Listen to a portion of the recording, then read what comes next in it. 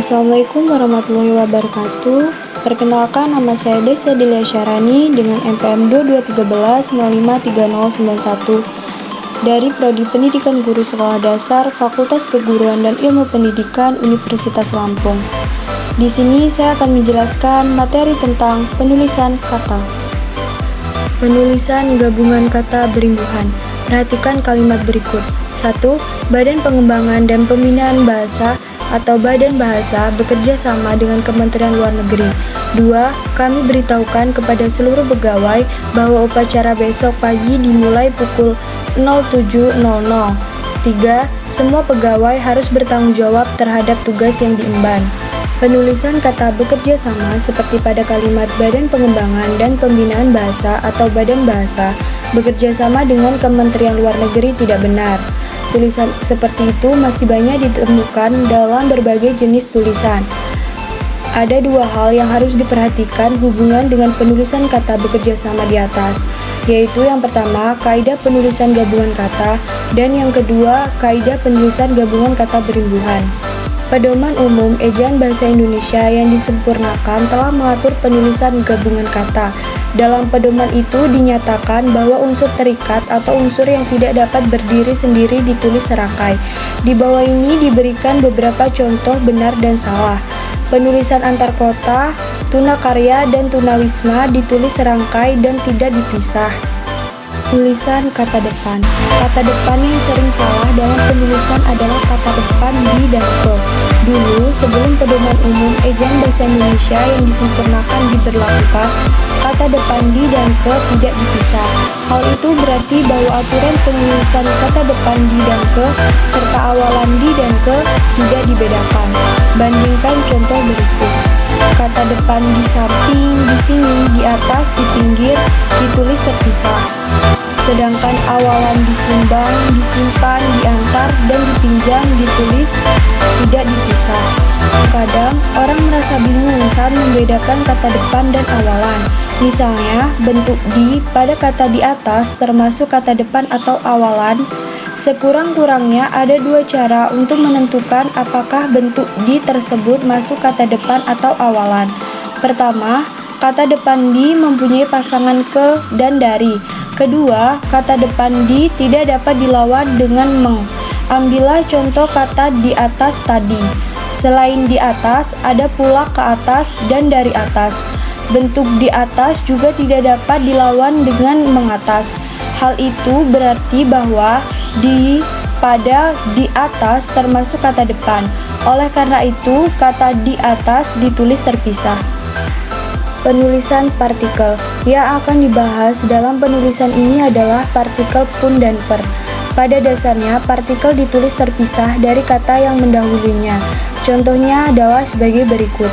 Mereka pun turut mendukung pembangunan pasar tradisional itu. Parkir kendaraan pun sulit karena banyaknya mobil yang dibawa para tamu. Partikel pun yang ditulis serangkai adalah partikel pun yang mempunyai kata penghubung. Jadi, kata-kata seperti meskipun, walaupun, sesungguh pun, biarpun, kendati pun, dan bagaimanapun ditulis serangkai. Contoh pemakaiannya adalah sebagai berikut. Walaupun hari masih pagi, para pegawai kantor itu sudah banyak yang datang. Kendaraan di jalan bebas hambatan itu selalu macet walaupun hari sudah malam. Selain partikel pun, ada partikel per. Partikel per yang mengacu pada makna tiap, demi, dan mual ditulis secara terpisah dengan kata yang mendahulunya. Contohnya, 1. Harga kain itu 200.000 per meter. Kedua, mahasiswa diminta keluar ruang kuliah satu persatu secara tertib. Ketiga, surat keputusan itu berlaku per Januari 2015. Tulisan singkatan dan akronim. Singkatan dan akronim sama-sama merupakan bentuk pendek dari sebuah kata atau lebih. Bedanya adalah bahwa singkatan merupakan bentuk pendek dari salah satu kata atau lebih yang dilafalkan huruf demi huruf. Sedangkan akronim merupakan bentuk pendek dari dua kata atau lebih yang dilafalkan seperti kata. Di bawah ini beberapa contohnya. Contoh singkatan: MPR, Majelis Permusyawaratan Rakyat; RRI, Radio Republik Indonesia; SMA, Sekolah Menengah Atas. Contoh dari akronim: Damri, Djawatan Angkutan Motor Republik Indonesia; AURI, Angkatan Udara Republik Indonesia; Balita, bawah 5 tahun. Ada 3 kelompok singkatan yang diikuti tanda titik, yaitu yang pertama, singkatan nama orang, gelar, sapaan, jabatan, dan pangkat. Yang kedua, singkatan yang terdiri atas 3 huruf atau lebih. Yang ketiga, singkatan yang terdiri atas 2 huruf yang bisa dipakai dalam surat menyurat. Penulisan singkatan yang tidak diikuti tanda titik dapat dibedakan menjadi 3 kelompok, yaitu yang pertama, singkatan nama lembaga pemerintahan dan ketatanegaraan, lembaga pendidikan, badan atau organisasi, dan dokumen resmi. 2. Singkatan yang terdiri atas huruf-huruf awal dan bukan nama diri. Yang ketiga, singkatan lambung kimia, satuan ukuran, takaran, timbangan, dan mata uang. Penulisan akronim. Penulisan akronim juga dapat dikelompokkan menjadi 2, yaitu yang pertama, penulisan akronim yang terdiri dari huruf-huruf awal, baik nama diri maupun bukan nama diri. Di bawah ini diberikan contohnya. Contoh bukan nama diri. Yang pertama, SIM, surat izin mengemudi. Yang kedua, NIM, nomor induk mahasiswa. Contoh nama diri. 1. MA, Mahkamah Agung. Yang kedua, TNI, Tentara Nasional Indonesia. 2. Akronim nama diri yang berupa gabungan suku kata atau gabungan huruf dan suku kata, baik nama maupun yang bukan nama diri. Berikut ini contohnya. Contoh bukan nama diri. 1. Bandara, bandar udara. Yang kedua, Banpol, bantuan polisi. Contoh nama diri. Yang pertama, AKPINDO, Asosiasi Panel Kayu Indonesia. Yang kedua, Babinkumnas, Badan Pembinaan Hukum Nasional. Penulisan angka dan lambang bilangan. Dalam Pedoman Umum Ejaan Bahasa Indonesia yang disempurnakan, telah diatur bahwa ada 2 cara menuliskan lambang bilangan, yaitu dengan angka Arab dan angka Romawi. Masalah yang sering muncul dalam penerapan kaidah ejaan adalah kapan lambang bilangan itu ditulis dengan angka dan kapan ditulis dengan huruf. Hal itu sering dipertukarkan.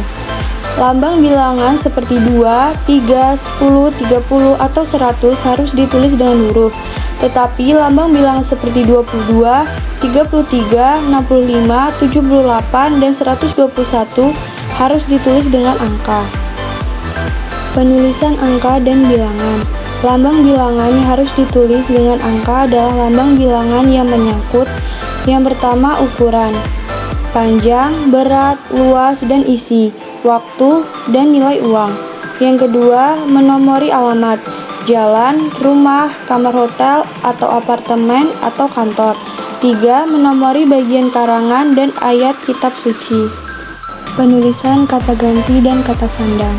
Kata ganti kau ditulis serangkai dengan kata yang mengikutinya. Di bawah ini contohnya. Nak, tolong kau ambilkan buku itu. 2. Kemarin kau bawa titipan itu dalam tasmu. Penulisan kata sandang si dan sang. Penulisan kata sandang si dan sang sudah jelas, yakni ditulis terpisah dari kata berikutnya dan ditulis dengan huruf kecil. Khusus kata sandang sang ditulis dengan huruf awal kapital, hanya untuk nama Tuhan. Perhatikan perbedaan penulisan dalam kalimat di bawah ini. Contoh. 1. Selama ini dia tidak berani melanggar perintah sang ayah. Kedua, serahkan semua masalah itu kepada sang pencipta. Demikian materi yang saya sampaikan. Terima kasih atas perhatiannya. Saya akhiri. Wassalamualaikum warahmatullahi wabarakatuh.